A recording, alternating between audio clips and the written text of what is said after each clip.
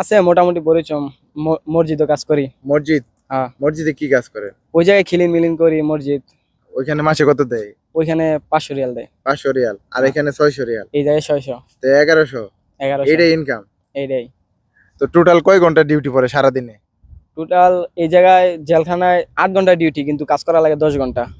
এখন আপনি যদি শুধু মসজিদের কাজে আসতেন তাহলে কিরকম হইতো? অনেক ভালোই তো, মসজিদের কাজ অনেক ভালো। মসজিদে কি হাদিয়া পাওয়ার সম্ভাবনা আছে? হাদিয়া পাওয়া যায় অনেক। পাওয়া যায়? হ্যাঁ, আপনার বাংলাদেশের কোন জেলায় বাড়ি ভাই? বামনবাড়িয়া। ওয়ালাইকুম সালাম। কি খবর?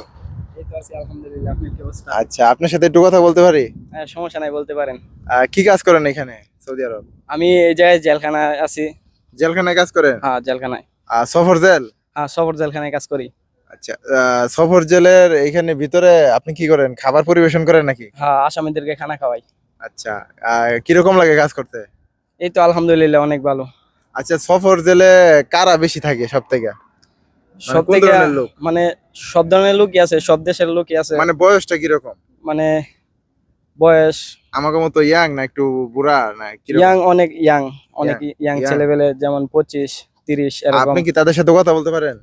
হ্যাঁ, বলতে পারি। আশকারীরা যদি সাথে যদি না থাকে তাইলে বলতে পারি। মানে ওনারা কি কারণে এই সফর জেলে, মানে ওদের মানে ভুলটা কোথায় বা কি কারণে দেশে যাইতেছে, আপনি কথা বলেন এই বিষয়ে? অনেক বাঙালির সাথে আমার কথা হয়, তো ওরা অনেকেরা আকামা থাকে না। হ্যাঁ। অনেকেরা এই যে বাইরে কাজ করে, এই কারণে অনেকেরা এই যে সৌদি আমরা গাড়ি মারি দোয়। এই কারণে তাদেরকে মানে ধরে নিয়ে আসে আর কি। এই গাড়ি ধোয়া তো অবৈধ না? হ্যাঁ, গাড়ি ধোয়াই মেন সমস্যা। গাড়ি ধোয়ার লোক বেশি, গাড়ি ধোয়া রিস্ক বেশি। পুলিশের ধরতালে আর ছাড়ে না, আকামা থাকুক আর না থাকুক। বিড়ালায়? হ্যাঁ, দৈরালায়। আচ্ছা, আপনি জেলখানায় কাজ করেন কত বছর যাবত?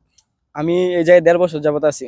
জেলখানায়? হ্যাঁ, একই জায়গায়? একই জায়গায়। আর বাংলাদেশ থেকে কি আপনি এই কাজে আসছিলেন না অন্য কাজে? বাংলাদেশ থেকে আসলাম, দালালে বলছিল যে হাসপাতালে ডিউটি দিব, তো এই জায়গায় আইসা দেখি জেলখানার ডিউটি। আচ্ছা, ডিউটি কিরকম লাগে? হাসপাতালটা ভালো ছিল নাকি জেলখানাটা ভালো? হাসপাতালই ভালো, কারণ নাকি হাসপাতাল হারাঘাত নাই। এই জায়গায় আশকারীরা হারাঘাত করে। মানে জলদি জলদি কাজ করায় হ্যাঁ, নাকি? জলদি জলদি বলতে আশকারীরা অন্যরকম হারাঘাত করে আর কি, চিল্লাচিল্লি করে। ও আচ্ছা, এখন 1 মিনিট আপনার বলতেছি যে এখন বাংলাদেশ থেকে যারা এই আপনার জেলখানার কাজে আসতে চায় আপনি তাদেরকে কি বলবেন? আমি বলতে চাই জেলখানার কাজে না এলেই ভালো। অন্য অন্য কাজ আছে, যেমন হাসপাতাল বা ভালো হোটেল বা অনেক কিছু আছে, মাতাম আছে। আচ্ছা, মাতাম তো 12 ঘন্টা ডিউটি হয়, ওরা অনেক কষ্ট দাঁড়াই থাকা। তারপরে হচ্ছে আপনার হসপিটালে কি হাদিয়া মিলে মনে হয় আপনার? ওই জায়গায় হাদিয়া মিলে হয়তো, এই যে যারা রোগী আছে তাদেরকে হেল্প করলে হাদিয়া দেয় সৌদি কিন্তু আরব। এখানে তো আর কোনো হাদিয়া পাওয়ার সম্ভাবনা নাই। না, এই জায়গায় হাদিয়ার কোনো সিস্টেম নাই? সিস্টেম নাই। আচ্ছা, এখন আপনি যেভাবে আছেন এইভাবে আপনার একটা ভাই যদি আসে আপনি তার আনবেন? না, আমি এই জায়গায় আনবো না। এই জায়গায় আনবেন না? না, আপনি কোনো কাজ শিখে আসছেন বাংলাদেশ থেকে? না, আমি কিছু কাজ শিখি না। কোনো কাজ শিখে আসছেন নাই? ভুল হয়েছে না মনে হয়? কাজ শিখি না, এই জন্য ভুল হয়েছে। যদি কাজ শিখে আসতাম তাহলে ভালো জায়গায় হয়তো কাজ করতে পারতাম, ভালো ইনকাম করতে পারতাম। আচ্ছা, এই যে প্রবাসে আসা আর এই যে সুবুদ্ধিটা আপনারা কে দিছিল? সত্যি বলতে বাড়িতে কাজ কাম করতাম না, হ্যাঁ। ঘোরাফেরা করতাম, ওই হিসাবে বিদেশ আসা আর কি। এখন আপনার মতো বাড়িতে যারা ঘোরাফেরা করতেছে, দেশে থাকতে লেখাপড়া করতেছে, আর কোনো কাজ কাম শিখতেছে না, কাজ কাম করতেছে না, আপনি তাদেরকে কি বলবেন? আমি তাদেরকে বলতে চাই যে বাড়িতে থেকে হয়তো লেখাপড়া করো, লেখাপড়া না করলে ভালো কাজ শিখো, দেশে কোনো কিছু করো, তাহলে অনেক বেটার।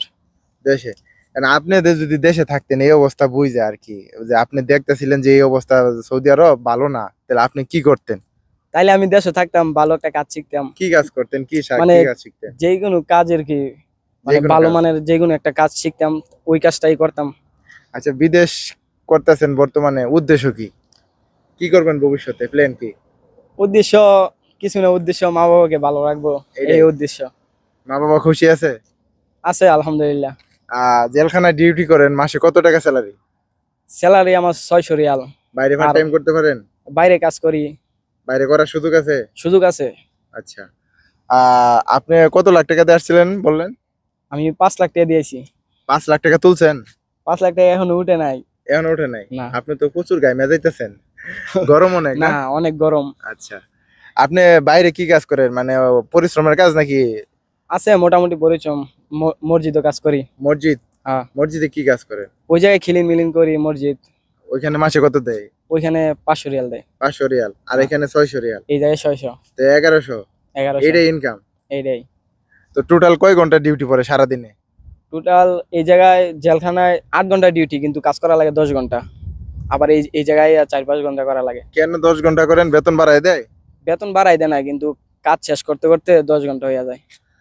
আচ্ছা, এখন আপনি যে এই যে এতদিন যাবত জেলখানায় আছেন, আপনার মোটামুটি ভালো অভিজ্ঞতা আছে, সৌদি আরব 1.5 বছর যাবত আছেন, কোন কাজের চাহিদা বেশি সৌদি আরব? চাহিদা কোন কাজের এটা বলতে পারবো না। বলতে পারবেন না? সারাদিন জেলখানায় থেকে জেলখানায় কাজ করি, বাইরে শুধু রুমে আইসা মসজিদ? হ্যাঁ মসজিদে যাই।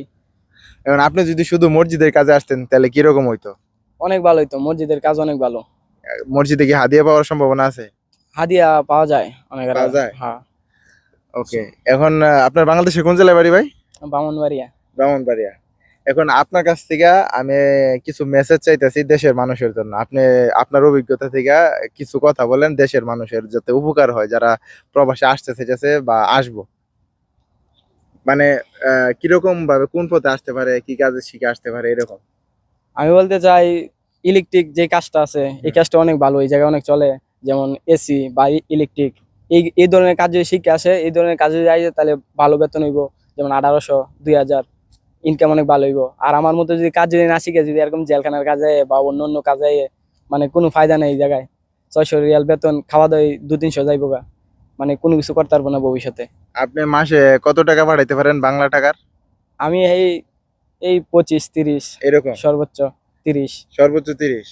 আপনি আসছিলেন কত লাখ, 6 লাখ নাকি? 5 লাখ দিয়েছিলাম। 5 লাখ।